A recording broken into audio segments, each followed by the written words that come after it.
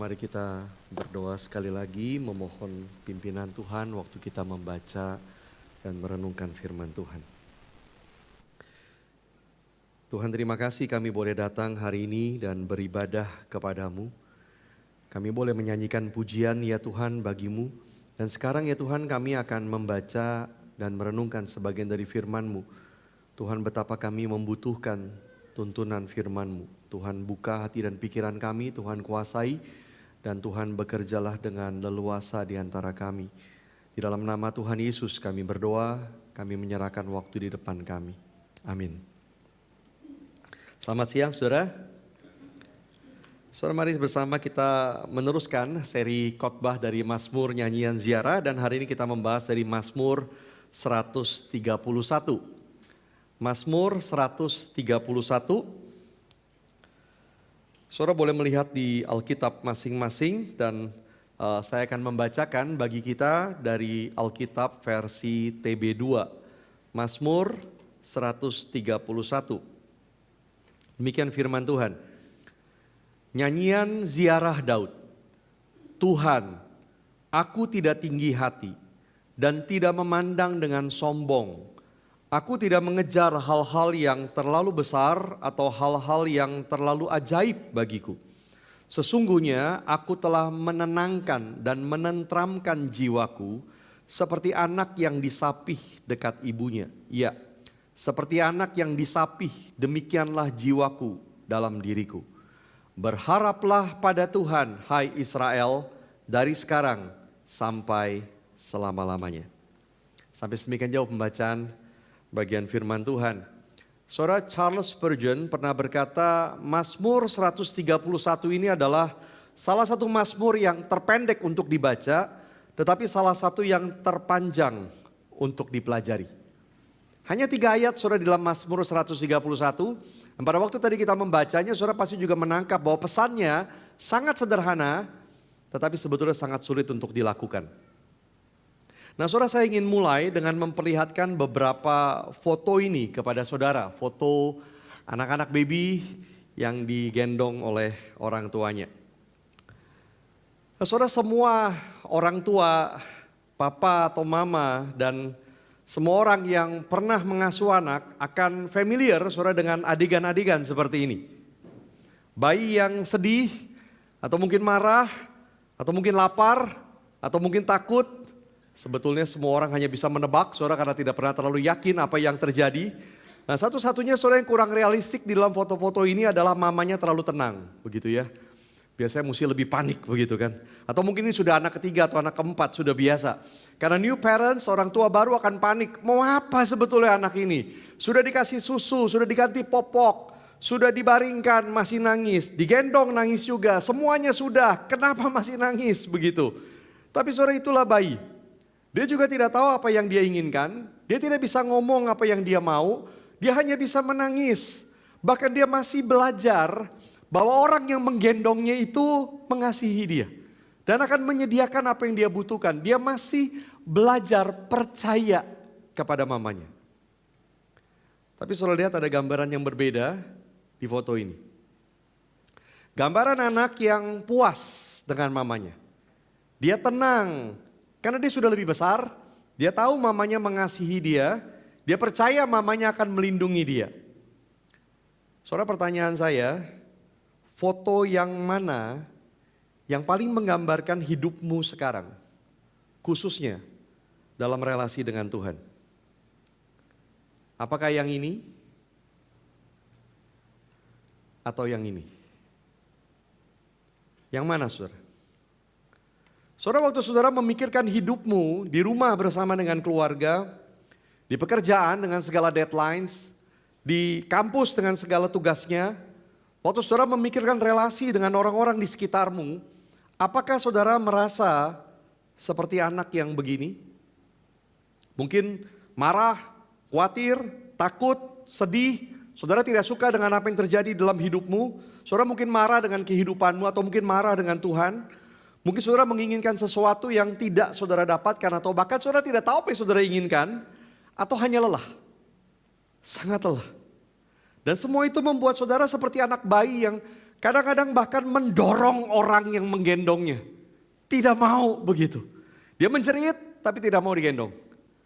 Ada jarak antara saudara dengan Tuhan. Atau bisakah saudara berkata bahwa saudara ada di posisi yang puas, beristirahat, tenang, tentram di dalam hidup dan relasimu dengan Tuhan? Yang mana? Saudara, kita mungkin berpikir, apakah mungkin ini terjadi? Apakah mungkin kita punya jiwa yang tenang, tentram di dalam dunia yang sangat sibuk, tidak tenang, dan penuh dengan beban ini? Mungkinkah kita seperti itu? Saudara, Mazmur 131 memberikan 3 undangan kepada kita. Yang pertama adalah dia mengundang kita untuk sadar bahwa dia Tuhan dan kita bukan Tuhan. Saudara perhatikan bahwa Mazmur ini dimulai dengan kata Tuhan. Semuanya huruf besar. Artinya saudara, di dalam bahasa Ibrani kata yang dipakai adalah Yahweh. Nama ini adalah nama yang dinyatakan Tuhan kepada umatnya ketika mereka jadi budak di Mesir dan Tuhan bebaskan mereka. Nah saudara, saya ingin menunjukkan apa yang direpresentasikan oleh nama itu. Ketika Musa meminta Tuhan menunjukkan kemuliaannya setelah mereka keluar dari Mesir, ini yang terjadi. Tuhan lewat di depan Musa sambil kemudian berseru, Tuhan, Tuhan, pakai nama Yahweh, Yahweh, Allah penyayang dan pengasih, panjang sabar, berlimpah kasih dan kesetiaannya, yang meneguhkan kasih setianya kepada beribu-ribu orang, yang mengampuni kesalahan, pelanggaran dan dosa, tetapi sekali-kali tidak membebaskan orang bersalah dari hukuman, yang membalas kesalahan bapak kepada anak cucunya, sampai kepada keturunan yang ketiga dan yang keempat. Apa yang ditunjukkan oleh nama ini? Apa yang ditunjukkan oleh nama Yahweh Tuhan ini? Bahwa dia adalah Allah yang penuh kasih, tetapi bahwa dia juga adalah Allah yang sangat adil. Dan bagaimana kasih dan keadilan itu bertemu di atas salib Yesus. Karena Allah tidak membiarkan orang bersalah tidak dihukum, tetapi hukuman itu tidak ditimpakan kepada orang yang bersalah, melainkan kepada anaknya, Yesus Kristus. Maka dia adalah Allah yang penyayang dan pengasih, panjang sabar, berlimpah kasih dan kesetiaannya. Saudara, itu Tuhan kita. Dan Daud memulai Mazmur ini dengan menyebut nama ini, Tuhan. Dia mulai dengan berdoa kepada Tuhan yang seperti ini. Dan itu menuntun dia kepada kesadaran bahwa dia bukan Tuhan. Saudara, Daud berkata, aku tidak tinggi hati dan tidak memandang dengan sombong. Aku tidak mengejar hal-hal yang terlalu besar atau hal-hal yang terlalu ajaib bagiku. Ada 3 hal saudara di sini. Yang pertama dia berkata, aku tidak tinggi hati. Aku tidak meninggikan diriku. Yang kedua dia berkata, aku tidak memandang dengan sombong. Saudara, ini adalah ekspresi dari tinggi hati. Orang yang meninggikan diri kemudian memandang orang lain dengan sombong. Dan yang ketiga dia berkata, aku tidak mengejar hal-hal yang terlalu besar, terlalu ajaib bagiku. Saudara, ini bukan berarti Daud orang yang tidak punya semangat untuk melakukan sesuatu. Banyak orang seperti itu saudara ya. Aku begini aja, gak usah berusaha keras, cukuplah. Gak tinggi, gak sombong, gak ngejar. Kemudian bermalas-malasan, tidak punya harapan, tidak punya tujuan untuk keberhasilan. Bukan itu. Tetapi dia menolak untuk mengejar apa yang bukan bagiannya. Dia menolak untuk mengejar apa yang tidak diberikan Tuhan kepadanya. Tuhan janjikan dia menjadi raja. Dia menolak untuk merebut kerajaan dari Saul karena itu berarti dia akan membunuh orang yang diurapi Tuhan. Dia tidak tinggi hati memandang diri lebih tinggi dari Saul. Dia tidak sombong memandang rendah kepada Saul. Dia tidak mengejar jabatan raja karena bukan bagiannya, belum diberikan Tuhan. Dia menunggu Tuhan mengenapi janjinya. Nah saudara, ini sesuatu yang sebetulnya sangat berlawanan dengan apa yang diajarkan dunia hari ini. Eugene Peterson saudara mengatakan salah satu penghalang terbesar dalam hidup Kristen yang sulit dikenali adalah ambisi. Dan apa itu ambisi? Dia memberikan definisi begini, ambisi adalah aspirasi yang menggila. Aspirasi adalah harapan, tujuan untuk keberhasilan di masa depan. Dan itu penting. Saudara, sekali lagi bukan kita tidak punya semangat, tidak usah berusaha kerja, tidak usah berusaha untuk mencapai sesuatu, bukan itu. Kita harus berusaha melakukan yang terbaik, menggunakan seluruh talenta yang Tuhan berikan kepada kita untuk mencapai yang terbesar bagi kemuliaan Tuhan. Tetapi aspirasi yang menggila adalah sesuatu yang tidak terkontrol lagi. Kita berusaha mendapatkan semua yang kita bisa, berapapun harganya dan untuk kemuliaan kita. Dan itu yang diajarkan oleh dunia. Semua orang ingin berada di atas, semua orang ingin mendapatkan lebih banyak, semua orang ingin menjadi lebih baik, dan semua itu untuk dirinya. Maka ambisi saudara punya dua teman baik, punya dua bestie saudara. Yang pertama tinggi hati dan sombong. Saya harus bisa, saya harus berhasil, saya harus punya. Dan kalau saya bisa berhasil dan punya, saya menang. Kita tinggi hati dan sombong. Yang kedua adalah kecemasan, anxiety. Karena semua beban ada di saya. Saya harus bisa, saya harus berhasil, saya harus punya. Saudara, ini hidup kita. Dan ini terjadi di dalam segala hal. Saudara yang adalah ibu rumah tangga akan tergoda menaruh beban keberhasilan dan kebaikan anak pada pundak saudara sendiri. Waktu anak kurus, banyak ibu-ibu merasa bersalah, merasa gagal. Dan sensi banget kalau orang lain bilang, kok anaknya kurus. Lu gak tahu gue udah kasih makan, begitu kan. Sensi sekali. Atau waktu anaknya nakal, suka berbohong. Padahal dibacain Alkitab tiap hari, diajak doa tiap malam. Saudara rasa gagal jadi mama. Saudara meletakkan beban itu di pundak sendiri. Saudara yang jadi papa akan tergoda menaruh beban untuk menghidupi keluarga di pundak sendiri. Beberapa kali saya bertemu dengan para suami yang kondisi keuangannya susah, tapi tidak mau cerita kepada istrinya. Selalu menenangkan istrinya bahwa semua masih ada. Bisa ajak makan, bisa ajak jalan-jalan. Padahal sudah tidak punya uang dan beban itu ditanggung sendirian. Saudara, bahkan kami para pastors yang melayani juga bisa tergoda untuk menanggung beban pelayanan di pundak sendiri. Seolah-olah tanggung jawab jemaat berubah hidupnya, gereja bertumbuh. Semua ada di pundak kami. Sombong kalau berhasil, malu kalau gagal. Saudara, hidup seperti ini bukan hidup yang Tuhan inginkan. Mazmur 131 mengajarkan bahwa antidote, obat penawar dari semua itu adalah kerendahan hati. Bahwa dia Tuhan dan kita bukan Tuhan. Saudara, bukankah jiwa kita akan tenang dan tentram kalau kita sadar ini? Saudara, lihat anak ini. Dia tidak tenang karena dia mengerti dan melihat segala sesuatu yang terjadi di sekitarnya. Apa yang terjadi di dunia dia tahu. Iran mau perang, harga saham turun, ada orang jahat di seberang rumah. Dia tidak tahu itu, dia tidak mengerti itu.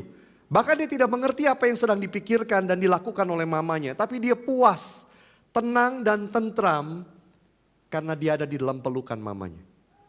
Dan itu cukup baginya.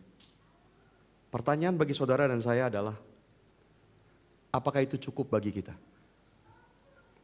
Apakah cukup bagi kita berada di dalam pelukan Allah yang penyayang dan pengasih, panjang sabar, berlimpah kasih dan kesetiaannya itu? Apakah itu cukup bagi kita? Saudara, ini undangan yang pertama. Dan undangan yang kedua adalah pilih untuk tenang di dalam Tuhan. Saudara, lihat ayat yang kedua. Sesungguhnya aku telah menenangkan dan menentramkan jiwaku. Seperti anak yang disapih dekat ibunya. Iya, seperti anak yang disapih demikianlah jiwaku dalam diriku. Saudara, seorang pengkhotbah mencoba membayangkan adegan ini. Seakan-akan Daud seperti sedang bicara dengan jiwanya sendiri. Sambil pegang kerah begitu seperti mau berantem, saudara. Dan dia berkata, diam, berhenti, tenang kamu. Saudara, adalah penting sebetulnya untuk kita belajar bicara kepada diri sendiri. Talk to ourselves. Karena sangat berbahaya untuk selalu hanya mendengar diri kita sendiri. Listening to ourselves. Saudara, kita perlu belajar bicara kepada diri sendiri. Hai jiwaku, diam, pandang kepada Tuhan, percaya kepada Tuhan, berharap kepada Tuhan. Hal yang sama saudara sebetulnya dilakukan di dalam Mazmur 42 ayat 6. Saudara, Mazmur yang sangat terkenal ini berkata begini, mengapa engkau tertekan hai jiwaku dan gelisah di dalam diriku, berharaplah kepada Allah sebab aku akan bersyukur lagi kepadanya, penolongku dan Allahku. Seperti dia sedang bicara kepada jiwanya sendiri sambil pegang keras seperti mau berantem tadi. Dan dia berkata, mengapa engkau tertekan jiwaku? Mengapa engkau gelisah? Berharaplah kepada Allah. Aku tidak peduli apa yang kau katakan, aku tidak peduli apa yang kau rasakan. Tapi aku akan bersyukur lagi kepada Allah penolongku. Saudara, pernahkah kita lakukan itu? Jiwaku, apa yang kau cari? Apa yang kau inginkan? Berkata kepada diri kita sendiri, mengapa engkau cemas? Mengapa engkau terus tidak puas? Pandang kepada Tuhan, percaya kepadanya, berharap kepadanya. Saudara, ini yang dikatakan oleh Daud di sini. Aku memilih untuk tenang di dalam Tuhan. Aku memilih menenangkan dan menentramkan jiwaku. Dan menarik, saudara, dia memilih gambaran seperti anak yang disapih dekat ibunya. Saudara, Eugene Peterson lagi, dia mengatakan perjalanan iman kita adalah seperti perjalanan dari bayi yang tidak tahu apa yang diinginkan, hanya bisa menangis, hanya bisa menuntut, masih belajar percaya kepada mamanya. Kemudian bergerak sampai kepada kedewasaan. Seperti anak yang disapih dekat ibunya. Dia tahu, dia sudah belajar sekian lama bahwa mamanya mengasihi dia. Mamanya pasti akan melindungi dia. Nah, saudara, seringkali ketika kita baru percaya kepada Tuhan, kita memang seperti bayi itu yang mengalami terus-menerus pertolongan Tuhan. Kita berdoa dijawab Tuhan. Kita putus asa dihibur oleh Tuhan. Kita membaca Alkitab, hati kita seperti menyala. Semuanya indah di awal. Tapi ketika kita mulai semakin dewasa, hal-hal itu semakin redup. Dan kita mungkin berkata, saya tidak merasa dulu seperti dulu ketika saya baru jadi orang Kristen. Apakah Tuhan mengabaikan saya? Apakah ada yang salah sebetulnya saya lakukan? Apakah saya bukan lagi orang Kristen? Saudara, jawabannya adalah Tuhan tidak mengabaikan kita dan tidak ada yang salah, tapi kita disapih olehnya. Kita bukan lagi bayi yang terus ikut maunya sendiri, marah, sedih, mengamuk. Karena kita ingin mendapatkan sesuatu yang sebetulnya kita sendiri tidak tahu mau apa. Kita bukan lagi bayi yang tidak percaya bahwa kita dikasihi, dipelihara, disayang oleh mamanya. Tapi kita disapih, kita sudah besar. Dan sekarang kita hanya diundang untuk percaya dan datang ke dalam pelukan mamanya. Gambaran anak yang disapih dekat ibunya adalah gambaran anak yang sudah belajar percaya kepada mamanya. Mama memberiku makan, mama memakaikanku baju, mama membaringkanku, mama menggendongku lagi ketika aku menangis. Dan dia lakukan itu terus menerus, hari demi hari, bulan demi bulan, tahun demi tahun. Dan aku puas. Dan kalau itu yang dilakukan oleh mama yang tidak sempurna, betapa lebihnya lagi apa yang dilakukan Allah yang sempurna kepada kita. Dari sejak kita dalam kandungan, dia memberi kita nafas, makan, minum, jutaan hal lainnya yang bahkan tidak kita sadari. Hari demi hari, bulan demi bulan, tahun demi tahun. Dan karena Allah begitu mengasihi kita, memberikan anaknya mati disalib bagi dosa kita, maka karena anugerahnya kita diadopsi menjadi anak-anaknya. Dan itu berarti kita akan selalu bersama dengan dia sampai 10 triliun tahun lagi, bahkan lebih daripada itu. Dan kalau Allah akan memelihara kita 10 triliun tahun lagi, bahkan lebih daripada itu, dia pasti bisa memelihara kita hari ini. Amin, saudara. Dia bisa memelihara kita hari ini. Alkitab seringkali menggambarkan Allah sebagai Bapa. Tapi gambaran Allah sebagai ibu manusia hanya muncul di Mazmur 131 ini dan di 3 bagian di kitab Yesaya. Saya ajak lihat salah satunya. Dapatkah seorang perempuan melupakan bayinya dan tidak menyayangi anak dari kandungannya? Kalaupun dia melupakannya, aku tidak akan melupakan engkau. Lihat, aku telah melukiskan engkau di telapak tanganku. Saudara, dengan kata lain Allah berkata begini, aku tidak akan melupakan anak-anakku. Tidak akan. Seorang ibu tidak mungkin melupakan anaknya. Kalaupun dia bisa lupa, aku tidak akan melupakan engkau. Saudara, saya yakin semua orang tua punya pengalaman begini. Waktu anak-anak masih kecil, saudara ceritanya mau pergi berdua. Ceritanya mau dating. Tapi sepanjang dating, yang saudara bicarakan apa? Anak-anak. Saudara kepikiran terus tentang anak-anak. Ngomongin mereka terus, khawatir terus. Mereka sedang apa, dia sedang ngapain, apa yang terjadi dengan dia terus menerus. Mereka ada di pikiran kita terus menerus. Dan Allah berkata di sini, aku lebih dari itu. Kamu selalu di pikiranku. You are always on my mind. Aku terus memikirkanmu, aku melihatmu, aku mengasihimu. Percayalah kepadaku. Saudara David Platt berkata begini.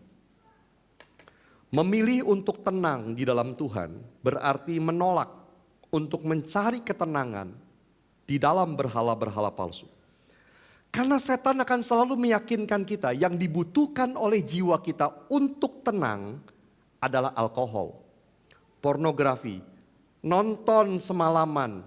Yang dibutuhkan oleh jiwa kita untuk tenang adalah lebih banyak harta, lebih banyak kuasa, lebih tinggi karir. Kalau saya punya semua itu, saya akan tenang. Tapi dia sendiri tahu itu kosong. Dan semakin kita kejar itu, semakin kita tidak tenang. Dan undangan ketiga saudara yang diberikan dalam Mazmur 131 adalah berharaplah dengan yakin. Sadar bahwa dia Tuhan, kita bukan Tuhan. Memilih untuk tenang di dalam Tuhan. Dan berharaplah dengan yakin. Ayat ketiga saudara berkata begini. Berharaplah pada Tuhan hai Israel. Dari sekarang sampai selama-lamanya. Berharaplah pada Tuhan. Jangan yang lain. Jangan pada kemampuanmu, jangan kepada uangmu, jangan kepada koneksimu, jangan kepada kepandaianmu. Bahkan jangan berharap kepada situasi. Saudara jangan berpikir begini, kalau saja semua lebih baik, kalau saja situasi berubah, maka pasti jiwaku akan tenang. Jangan berharap kepada situasi, bahkan berharaplah kepada Tuhan.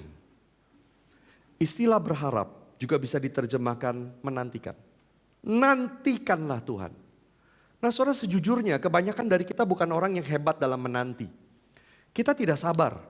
Kita selalu ingin jalan keluar sekarang. Kalau ini tidak beres, kita ingin beres sekarang. Kalau ada yang kita inginkan, kita ingin dapatkan sekarang.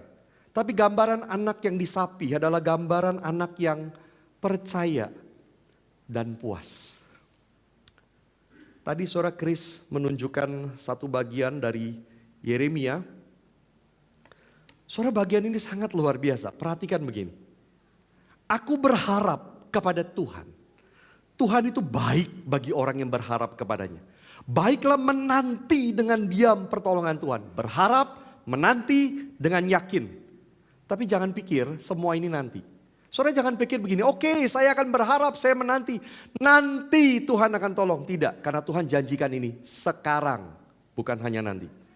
Kasih setia Tuhan, rahmatnya selalu baru setiap pagi. Bukan nanti, tapi tiap pagi. Saudara, maka Tuhan akan memelihara kita hari ini. Hari ini Tuhan memelihara kita. Dan Tuhan akan memelihara kita besok. Besok setiap hari saudara pada waktu kita bangun pagi ada rahmatnya yang baru. New mercies, fresh every morning. Kasih setianya, rahmatnya menanti kita besok untuk tantangan yang baru besok. Dan harapan kita, penantian kita bahkan jauh lebih besar dari itu. Karena Allah juga akan memelihara kita untuk selamanya. Hari ini, besok, dan untuk selamanya. Karena bagi kita yang percaya akan tiba hari di mana tidak ada lagi dosa. Tidak ada lagi penderitaan. Tidak ada lagi penyakit. Tidak ada lagi mental illness. Tidak ada lagi luka, sakit hati, duka, kehilangan, bahkan kematian.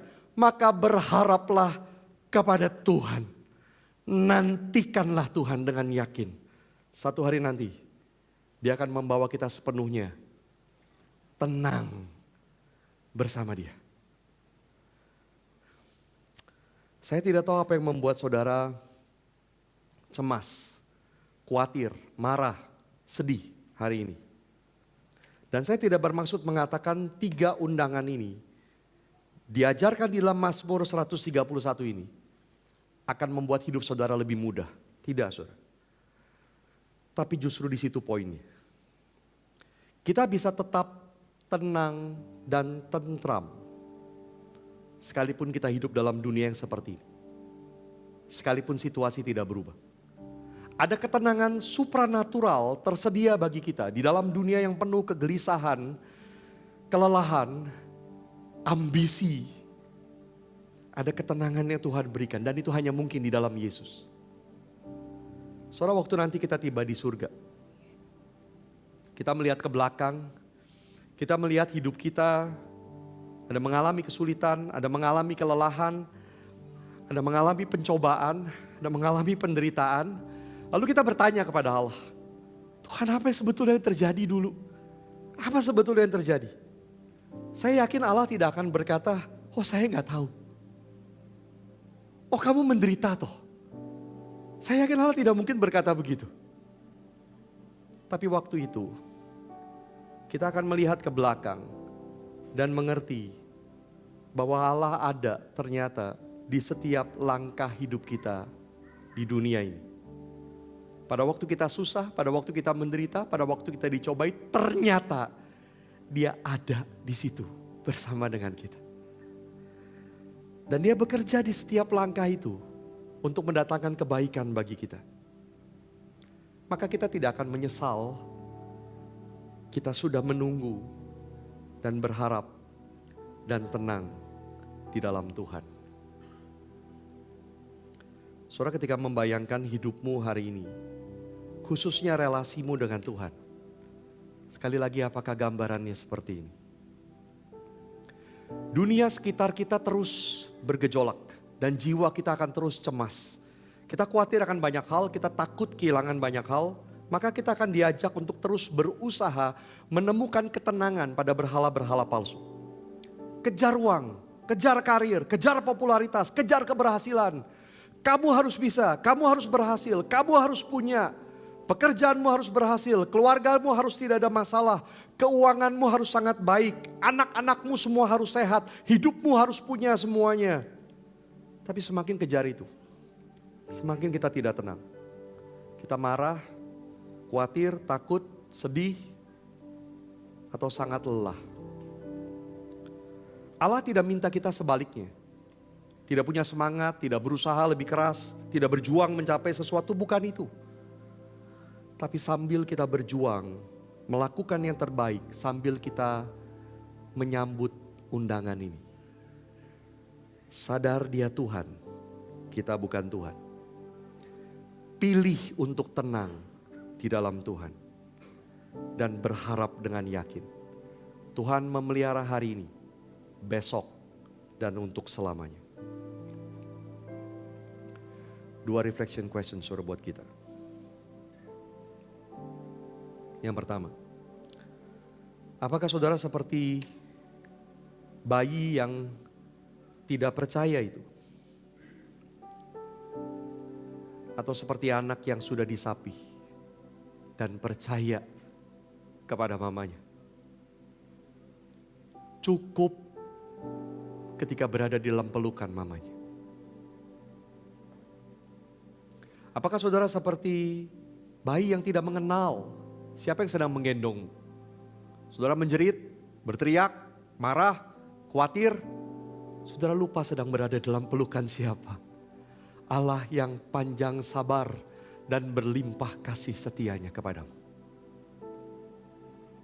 Ini kedua, saudara. Apa yang membuatmu gelisah dan cemas hari ini? Katakan kepada jiwamu. Talk to yourself. Pandanglah kepada Tuhan. Percayalah kepada Tuhan. Berharaplah kepada Tuhan. Kalau saudara belum pernah percaya kepada Yesus, saya ingin mengundang saudara, mari datang kepadanya. Mohon ampun atas dosamu. Akui Dia sebagai Tuhan dan Juru Selamatmu. Dan mulai langkah pertama untuk tenang dan tentram di dalam Dia. Apa yang saudara tunggu? Bagi saudara yang sudah percaya kepada Yesus, mungkin di dalam kegelisahanmu, saudara menjauh dari Dia. Saudara seperti anak bayi yang mendorong orang yang sedang menggendongnya. Mari kembali. Lihat dirimu di dalam pelukannya dan katakan kepada Tuhan, aku memilih untuk tenang di dalam-Mu. Saudara ambil waktu sejenak berdoa masing-masing dan nanti saya akan tutup dalam doa.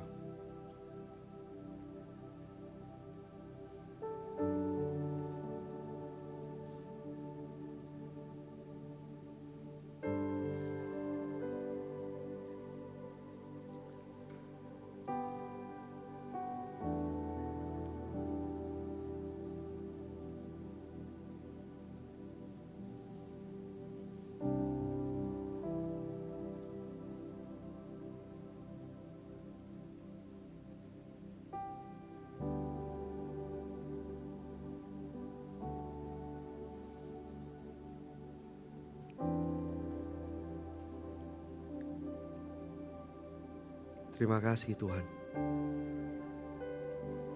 Terima kasih kami diberikan anugerah dan dijadikan anak-anak-Mu. Tolong kami bertumbuh ya Tuhan, kami bukan lagi jadi anak bayi yang hanya menuntut, marah, lelah, tidak percaya. Tolong kami bertumbuh seperti anak yang disapih dekat ibunya. Kami memilih untuk tenang dan tentram di dalam-Mu. Tolong kami percaya bahwa Engkau memelihara kami hari ini, besok, dan bahkan untuk selamanya. Tolong kami ya Tuhan untuk punya keamanan, kedamaian yang daripadamu. Sehingga apapun yang terjadi dalam hidup kami tetap punya ketenangan karena kami dipegang oleh Tuhan. Terima kasih ya Tuhan. Terima kasih untuk kasih-Mu. Ketika kami hari ini kembali pulang ke rumah, melanjutkan aktivitas kami, dan besok kami kembali ke dalam pekerjaan kami. Kami kembali mungkin ke dalam berbagai kesulitan yang menanti kami. Tuhan, biarlah ketenangan itu tidak berubah, sebagaimana Tuhan tidak berubah memegang kami. Terima kasih ya Tuhan. Dalam nama Tuhan Yesus yang mengasihi kami berdoa. Amin.